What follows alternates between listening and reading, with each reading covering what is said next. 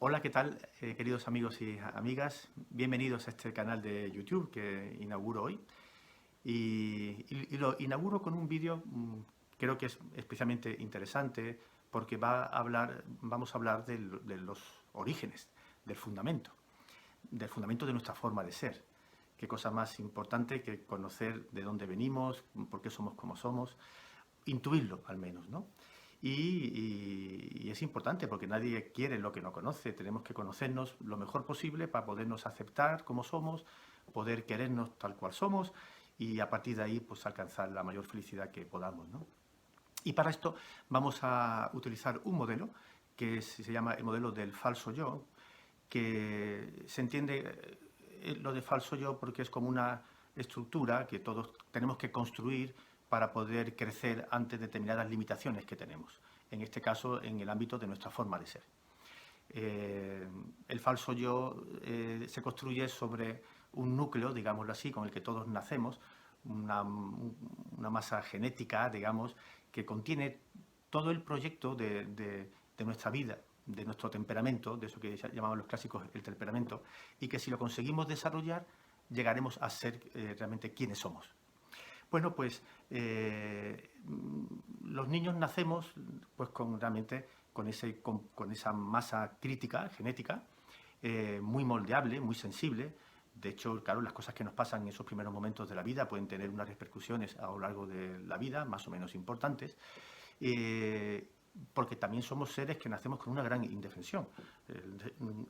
Nacemos realmente absolutamente dependientes de las personas que nos cuidan, de nuestros padres, ¿no? Y además necesitamos unos nutrientes para podernos desarrollar. En este caso hablaríamos de unos nutrientes, no estamos hablando de la leche materna, estamos hablando, podemos hablar de muchos, pero vamos a reducirlo a tres fundamentalmente, que son el afecto, la atención y la aceptación o afirmación. Necesitamos estos tres nutrientes para crecer, ¿no? Para irnos desarrollando desde muy pequeñajos. Y entonces, ¿cuánto necesitamos? ¿Cuánto necesitamos nosotros cuando éramos niños, ¿no? Para poder crecer? Pues eso los niños no lo saben. Los niños sencillamente notan que tienen necesidades y lloran y en fin, patalean y demás, ¿no? Pero no saben cuánto necesitan para poder saciar y llenar ese recipiente que tienen, ¿no? Y los padres tampoco lo saben. Los padres intuyen, hacen lo que pueden y hasta ahí pues ya está, ¿no? Con lo cual es normal que todos hayamos crecido con unas ciertas necesidades porque no han podido saciar ese recipiente nuestros padres. Y no pasa nada porque tengamos esas necesidades, no pasa nada. Bueno, a ver, pasa que hay unas emociones negativas con las que crecemos desde niño, que son muy parecidas a las que tenemos de adulto, menos desarrolladas, más burdas, de soledad, de tristeza, de enfado, de sensación, de sentimientos de rechazo, de abandono, más adelante de culpa, etcétera, ¿no? También positivas, pero las negativas, lejos de lo que se pudiera pensar, son importantes para entender nuestra forma de ser.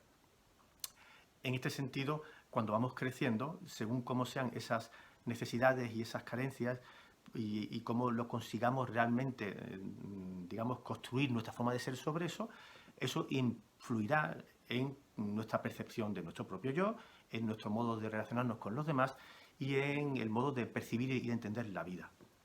Es importante darnos cuenta de que estamos considerando la percepción que los niños tienen de esa atención, afecto y demás. No es tanto un tema objetivo de cuánto me atendieron mis padres, porque los padres pudieron atender mucho y que el niño tuviera una percepción de ser poco atendido.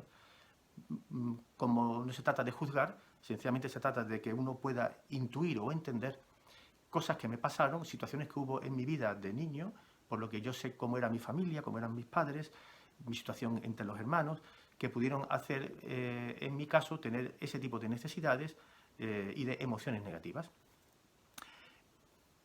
Conforme vamos creciendo, esas emociones negativas, lógicamente, de alguna manera, se pueden ir acumulando y en un futuro, pues quizá justifiquen situaciones.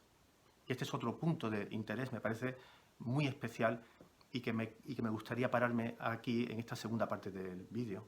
Y es situaciones, realidades que se dan en la vida adulta que vienen muy bien al hilo de este modelo y que nos pueden ayudar a entendernos. Por ejemplo, digo yo que tú tendrás reacciones que en un momento dado te sorprendan emocionalmente, que te puedan parecer desproporcionadas o un poco como que no controlas.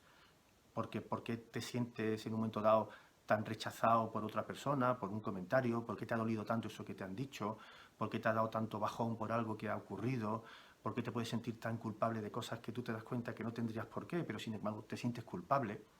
Y dices, oye, ¿qué diferencia hay, qué desproporción entre el estímulo, lo que acaba de ocurrir y cómo me siento? Bueno, pues si quieres manejar bien tus emociones, si quieres manejar bien esa situación, tendrás que responder conforme a lo que ha ocurrido, no conforme a tus emociones. Pero para eso tienes que entender que es ese dolor que tienes, esa tristeza, esa sensación de abandono, en gran parte o en parte, ¿no?, dependerá de lo que ha ocurrido, pues sí, pero sobre todo puede depender en gran parte de tu historia, de esa, digamos, mochila que llevamos todos y que hace que uno responda de una manera desproporcionada. Si te das cuenta de eso y lo asumes y lo aceptas, pues probablemente te sea mucho más fácil manejar esa situación y responder conforme a lo que ha ocurrido. Y lo que haya pasado, pues pasará y las emociones pasan y pasan. Muy bien. Y otra realidad también bastante frecuente, entiendo yo, porque todos dormimos y todos soñamos. Hay quien recuerda más sueños que otros, ¿eh? Pero a lo mejor recordarás algunos sueños que se te han repetido a lo largo de la vida, de vez en cuando. Pero sueños que tienen su interés en este caso, porque en el fondo lo importante del sueño es el contenido emocional. Hay como una trama de fondo, que son esas emociones profundas, negativas o positivas también, pero emociones que, claro, por el día, cuando estamos viviendo la vida en el día a día, vamos mirando un metro por delante de lo que nos pasa, pues las tenemos ahí como controladas, ¿no?, salvo que algo realmente nos impacte, ¿no? Pero de noche la corteza cerebral, que es la encargada de vigilar, duerme y entonces las emociones salen a pasear por la cabeza. Y es fácil que podamos tener sueños que se repiten porque responden a esas emociones que hemos acumulado desde niños. Y entonces podemos tener emociones donde aparece con fuerza, pues, momentos de angustia, momentos de tristeza o de enfado o de miedos o de impotencia, bueno, y que es como la trama del sueño.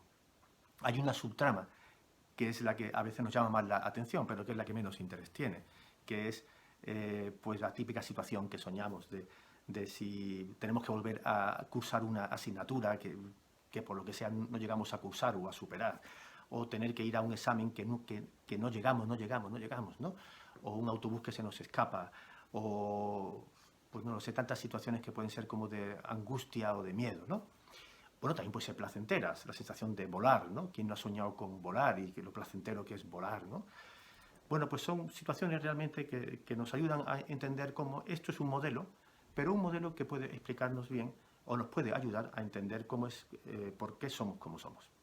Bueno, sobre esas emociones negativas construiremos unas especies de escudos que nos ayudarán a defendernos y construir también sobre eso lo que los autores hablan ya del carácter, ¿no?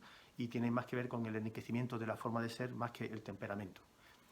Hablaremos sobre esto en el próximo vídeo, si te ha gustado este, claro. Y si te ha gustado, pues no olvides de darle al like y no te pierdas el próximo.